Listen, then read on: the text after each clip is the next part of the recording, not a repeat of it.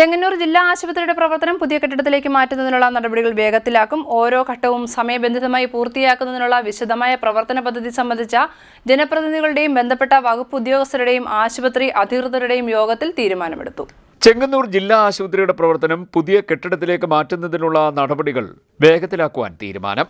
ഓരോ ഘട്ടവും സമയബന്ധിതമായി പൂർത്തിയാക്കുന്നതിനുള്ള വിശദമായ പ്രവർത്തന പദ്ധതി ജനപ്രതിനിധികളുടെയും ബന്ധപ്പെട്ട വകുപ്പ് ഉദ്യോഗസ്ഥരുടെയും ആശുപത്രി അധികൃതരുടെയും യോഗത്തിൽ തീരുമാനിച്ചു. 100 കോടി രൂപ ചിലവഴിച്ചാണ് ജില്ലാ ആശുപത്രി കെട്ടിടം നിർമ്മിച്ചിരിക്കുന്നത്. കിഫ്ബി ഫണ്ട് ഉപയോഗിച്ച് നിർമ്മിച്ച കെട്ടിടത്തിൽ 5 ഓപ്പറേഷൻ തിയേറ്റർ ഉൾപ്പെടെയുള്ള സൗകര്യങ്ങളാണ് ഏർപ്പെടുത്തേണ്ടത്.